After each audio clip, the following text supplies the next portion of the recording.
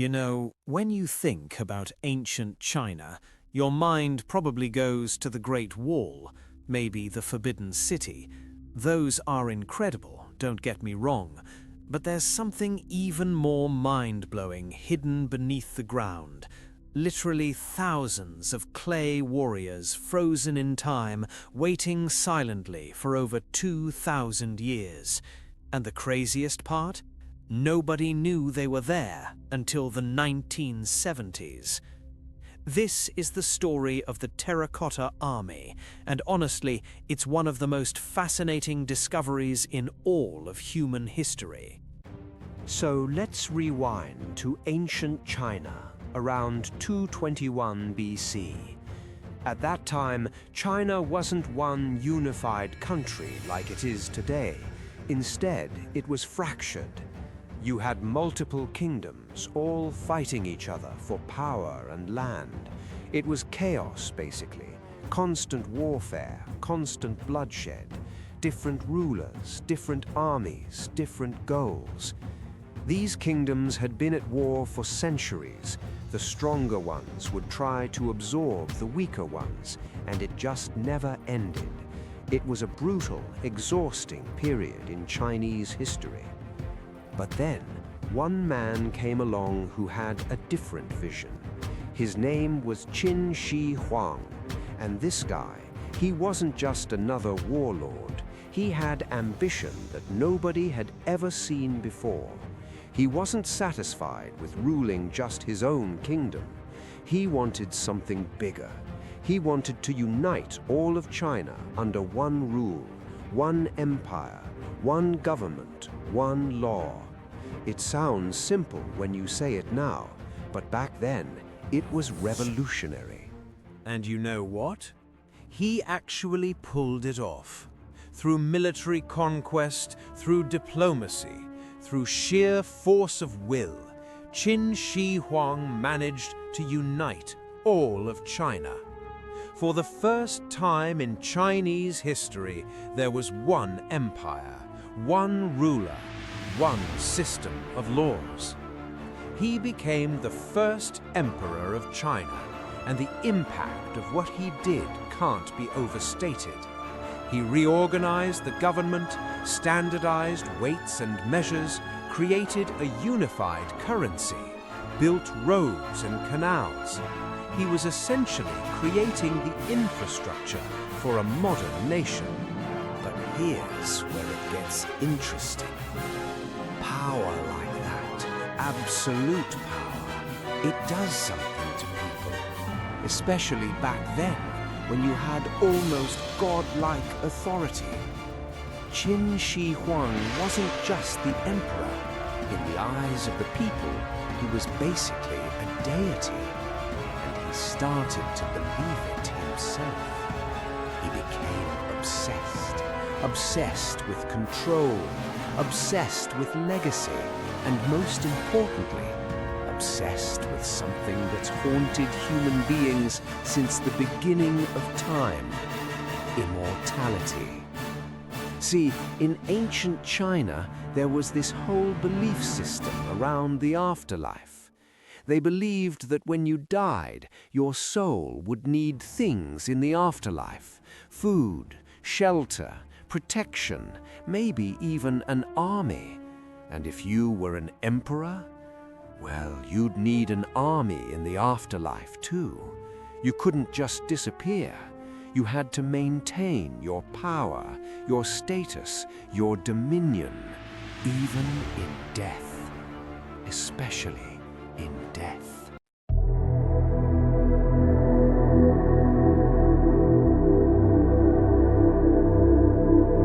Now you have to understand, Qin Shi Huang was really obsessed with living forever, like dangerously obsessed. He spent enormous amounts of money and resources searching for the secret to immortality. He sent expeditions to find magical herbs. He hired alchemists who claimed they could create the elixir of eternal life. He consumed strange potions and concoctions, some of which probably had mercury in them. Mercury! Ironically, these immortality potions might have actually hastened his death, but that's how desperate he was. He consulted with Taoist monks and priests, anyone who claimed to know the secret to eternal life. But eventually, reality had to set in. Qin Shi Huang was aging, his health was declining, and he realized something. Maybe immortality in the physical sense wasn't possible, but what if he could live forever in the next world?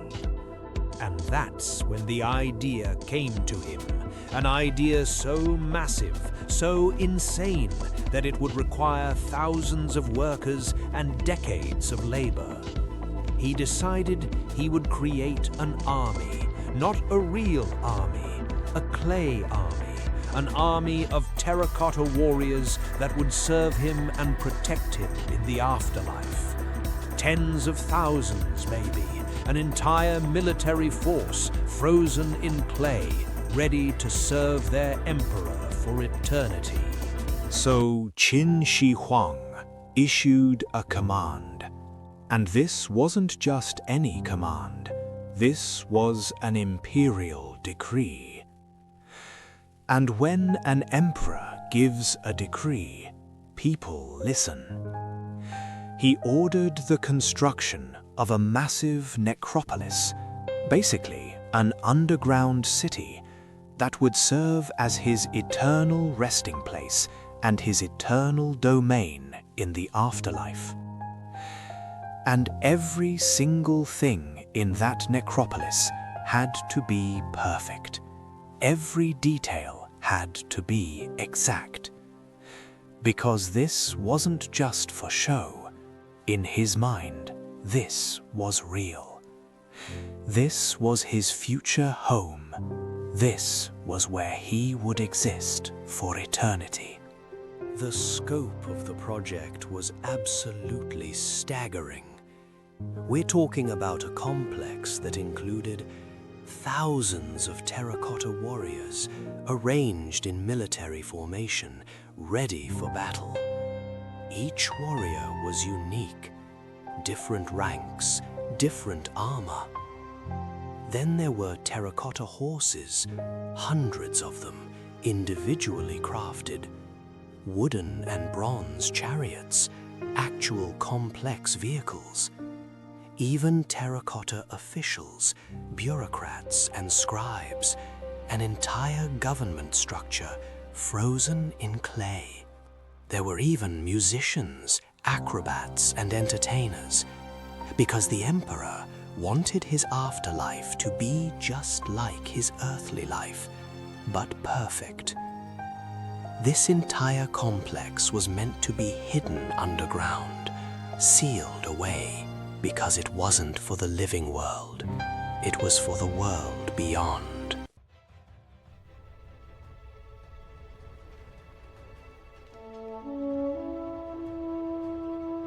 Now, here's where it gets really impressive. Creating all of this required an absolutely insane amount of work. We're talking about a project that took decades. Decades. Tens of thousands of workers, possibly as many as 100,000 people, all working on this single project. Miners, craftspeople, sculptors, and kiln workers. It was like a massive factory, all focused on building this underground army. First, they had to source the clay, high-quality clay that could be sculpted with precision. They had to find the right deposits, mine it, and transport it to the workshops. Now, this is where it gets interesting. You might think they made identical copies, but that's not what happened. Qin Shi Huang wanted his army to be real in spirit, so each warrior was unique. They sculpted individual faces with different features. Some look stern, some look calm, and some even look worried. These ancient artists understood human emotion. The armor was different for different ranks, and the details were incredible. Carved lines, belts, even individual toes on the feet. And can you imagine?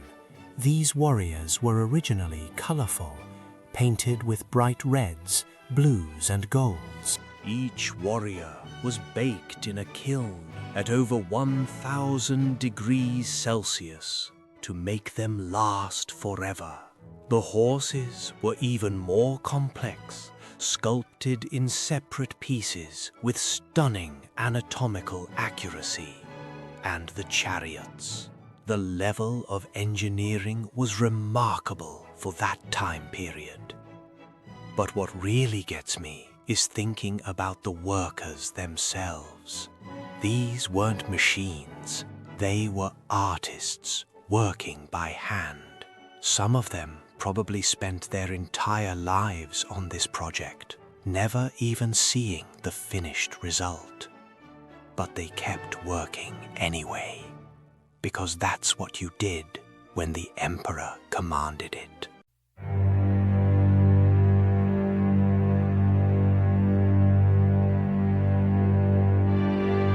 So after all this incredible work, after decades of construction and craftsmanship, the necropolis was finally complete. And then they sealed it. The entrance was covered up. Dirt was piled on top. The whole thing was hidden. And there it stayed, hidden, secret, untouched, for over 2,000 years. 2,000 years. Think about that. The pyramids in Egypt are about 4,500 years old. These warriors were hidden for 2,000 years. That's longer than the entire history of Europe as we know it. Through dynasties rising and falling, through wars and peace, through centuries of changes and upheaval in China, these warriors just sat there in the darkness, completely intact, waiting. And then, in 1974, something incredible happened. A group of farmers were digging a well in the Xi'an area. They were just trying to find water. They had no idea what they were about to uncover. And then, their picks hit something hard, something that wasn't rock, something that was different. They kept digging, and they started to see clay. But not just clay, a piece of a warrior's arm, then a leg, then a face. And as they dug further and further, they realized they had stumbled upon something absolutely massive. They had literally uncovered part of an ancient army. The Chinese government immediately got involved. Archaeologists descended on the site. Excavations began. And over the following years, they uncovered warrior after warrior after warrior. 8,000 warriors have been excavated so far, but experts believe that's only a fraction of what's actually there. They think there could be tens of thousands more warriors still buried, still waiting to be discovered. Imagine that. There could be thousands more warriors down there, still in perfect condition, still arranged in their formation, still waiting to protect their emperor. And it almost happened by accident. If those farmers hadn't decided to dig a well right there at that exact spot, we might never have found them, or it might have taken centuries longer. The whole discovery kind of hinged on luck and coincidence. So, once archaeologists started examining these warriors up close, they realized something amazing. These weren't just crude statues. These were works of art, genuine, intricate, detailed works of art. Each warrior had individual characteristics that showed the skill of the craftspeople. Look at the faces. Really look at them. Every single one is different. You've got different facial structures. Some have broader faces, some have narrower ones, different nose shapes, different ear shapes. Some warriors have full beards, some have thin beards, some have no beard at all. The hair is done individually. You can see the detail in how the hair is arranged, how it falls. Some warriors have their hair tied back, some have it loose. It's incredible. And the expressions, man, the expressions are what really get me. Some warriors look completely calm and composed. They're the ones who trust in their abilities. They know they're strong and they're ready for whatever comes. Some warriors look more concerned. You can see a seriousness in their faces, a worry that they need to be vigilant and watch carefully. A few of them almost look amused, like they're seeing something slightly funny. How does a clay face show amusement? But it does. These ancient artists really understood how to capture human emotion. The armor is different too. Officers have more elaborate armor with more details. Regular soldiers have simpler armor, and you can tell the rank of each warrior just by looking at their costume. The sculptors understood military hierarchy and represented it in the clay. What's remarkable is that all of this individual detail was done while still maintaining consistency across thousands of warriors. They weren't just making random sculptures. There was a system, a process, a standard of quality that was maintained. Every warrior had to meet a certain standard. And yet, within that framework, there's tremendous individual variation. It's like they were making an army that was both uniform and diverse at the same time, which actually is exactly what a real army is. Real soldiers look different from each other, but they're all dressed similarly and trained to follow the same orders. The clay warriors capture that perfectly. But here's the thing. It wasn't just warriors. The necropolis included so much more. Remember those horses? They're absolutely stunning. Each horse is sculpted with incredible anatomical accuracy. The muscles are defined. The proportions are perfect. Some of the horses still show their original colors. You'll see remains of red paint on some of them. These weren't just cheap, mass-produced animals. These were premium works of art, each one individually crafted. And the chariots. Oh man, the chariots. These are bronze and wood vehicles that still move. The wheels actually spin. The axles work. These weren't just for show. These were functional vehicles, scaled to fit the terracotta horses and warriors. The engineering that went into these chariots is remarkable. The level of precision, the understanding of mechanics and balance, it's genuinely impressive for ancient technology. But it's not just military equipment. The archaeologists found terracotta officials and bureaucrats. These are not soldiers. These are administrators, men in formal robes, probably representing the ministers and officials of Qin Shi Huang's government. Because an empire needs more than just warriors. It needs people to run it, to administer it, to make decisions. So Qin made sure his afterlife empire would have that too. There were musicians, discovered with their instruments still in their hands or at their sides. There were acrobats. There were entertainers. Because the emperor needed culture and entertainment, not just military might. He wanted his afterlife to be well-rounded, complete, perfect in every way. There were even terracotta animals, not just horses, but pigs, chickens, dogs, real animals that would have been part of a functioning empire, a real life. And not just animals, but terracotta officials for different departments, the military, agriculture, entertainment, religion.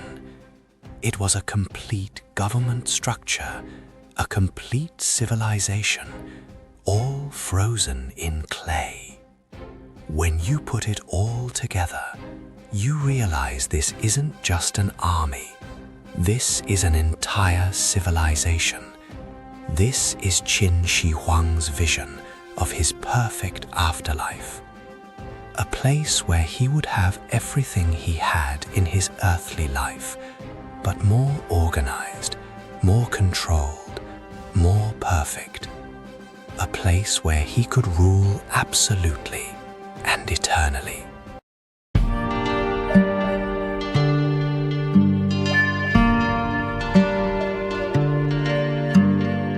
What gets me most when I think about this whole project is the sheer human effort involved.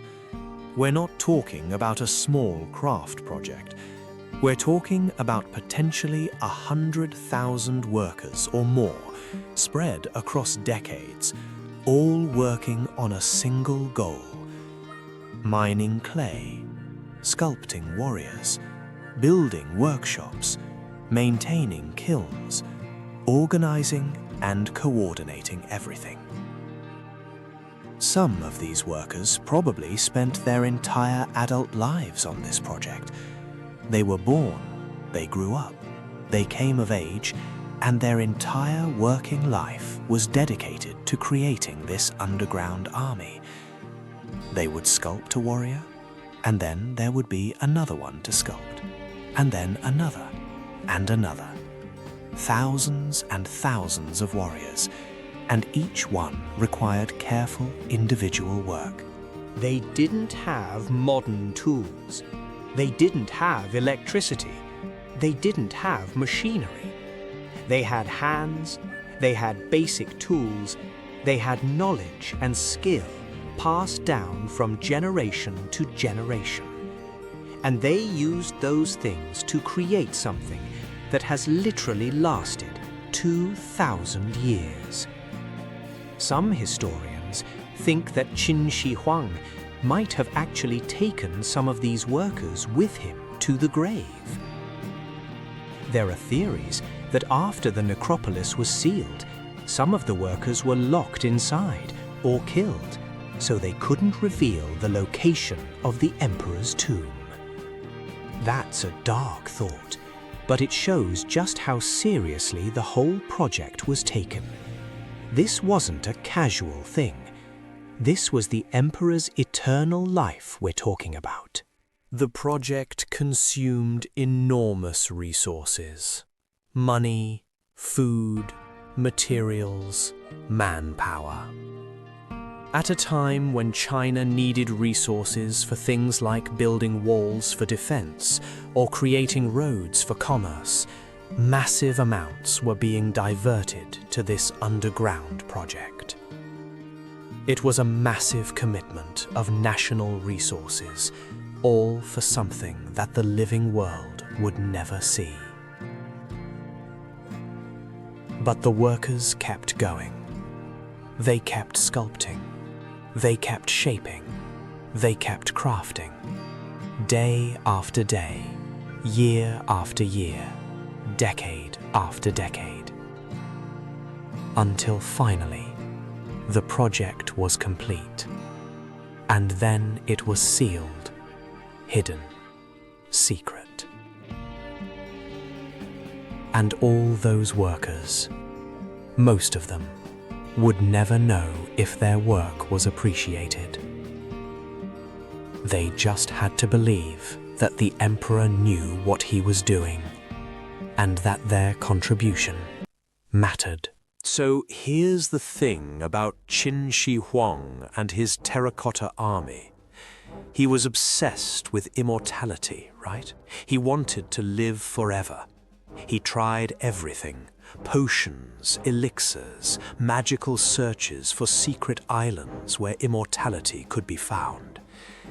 And in a sense, he failed. He died like every human dies. His body decayed. He didn't achieve physical immortality. But he did achieve a different kind of immortality. He achieved historical immortality. He achieved the kind of immortality where your name and your vision outlast you. Where thousands of years after you're gone, people are still talking about you, still marveling at what you created, still trying to understand who you were and what you were thinking. In a weird way, his plan worked. He wanted to ensure that in the afterlife, he wouldn't be alone. He'd have an army to protect him, officials to serve him, musicians to entertain him. And in a sense, that's exactly what happened. Because we, living people, 2,000 years after his death, we're essentially keeping him company. We're visiting his tomb. We're studying his warriors. We're thinking about him. We're discussing him. He's not alone. He's got millions of people throughout history paying attention to him, thinking about him, caring about what he created. And beyond just his personal legacy, Qin Shi Huang changed the course of history. He unified China. He created the first Chinese empire. He set up governmental structures and systems that would influence China for centuries to come. The Great Wall, the Terracotta Army, the standardization of laws and measurements. These things shaped the world. They made China into what it would become. But the Terracotta Army specifically, it's not just about the emperor's legacy. It's about the workers' legacy too. These nameless, forgotten craftspeople created something so perfect, so well-made, so beautiful, that it's lasted 2,000 years. In some ways, their contribution is immortal too. We don't know their names. We don't know their stories. But we know their work. We can see their skill. We can admire their artistry. And in that way, they achieved a kind of immortality too. And here's what's really interesting. The story isn't even over yet. Archaeologists are still discovering new things. The main pit has been excavated to some degree, but there are other pits that have barely been touched. Some are completely untouched. Experts estimate that maybe less than half of the Terracotta Army has been excavated and documented, which means there could be thousands more warriors down there waiting to be discovered. There are all these unanswered questions. How many warriors are there actually? Are there different variations we haven't seen yet? Are there other structures we haven't found? What about Qin Shi Huang's actual tomb? Nobody has ever opened it. It's supposedly nearby, in the center of the whole necropolis, but it remains sealed. Some historians think opening it would be too invasive, too disrespectful. Others think it might contain incredible artifacts or knowledge we don't have yet. In a way, the mystery makes it better. The fact that it's not fully excavated, that there are still secrets, that there are still discoveries to be made, it keeps the story alive. Every few years, archaeologists announce new findings, new warriors, new artifacts, new insights into how ancient China worked, how they thought, what they valued. And that speaks to the power of what Qin Shi Huang created.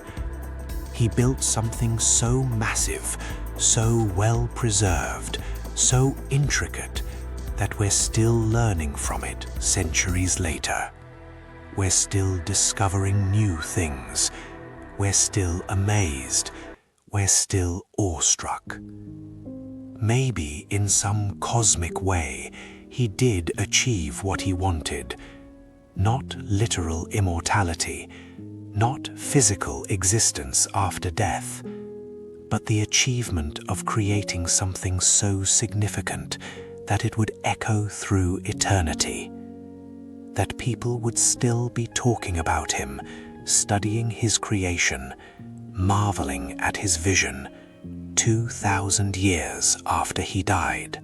You know, when you really think about it, the Terracotta Army tells us something profound about human nature, about our desire to create something lasting, about our fear of being forgotten, about our impulse to leave something behind that proves we existed, that proves we mattered. Qin Shi Huang was one man, an incredibly powerful man, but still just one man, and he was terrified of dying, of becoming nothing, of being lost to history. So he created something so massive, so ambitious, so undeniably impressive that there's no way he could be forgotten. And he was right. 2,000 years later, we're all still talking about him. But it's not just him. It's the craftspeople who sculpted each warrior's unique face. It's the workers who mined the clay. It's the people who organized this impossible project. Their hands shaped clay. Their skills created art. Their efforts built history. And 2,000 years later, we're still able to see exactly what they could do. We're still able to admire their work. In some ways, that's what the Terracotta Army really is. It's not just about one emperor's vanity or one man's fear of death. It's about human creativity. It's about the ability to envision something impossible and then actually create it. It's about the power of human hands and human skill to create something beautiful that lasts forever. And that's why it matters. Not because of Qin Shi Huang specifically, though he's important, but because it reminds us of something essential about being human. We create, we build, we try to leave something behind. We try to matter, we try to be remembered. And sometimes, if we're incredibly ambitious, incredibly organized, and incredibly skilled, we actually succeed. We create something so perfect, so well made, that 2,000 years later, people are still standing in front of it, amazed. In a way, Qin Shi Huang got exactly what he wanted. He got immortality. Not the kind he was looking for, but maybe something better.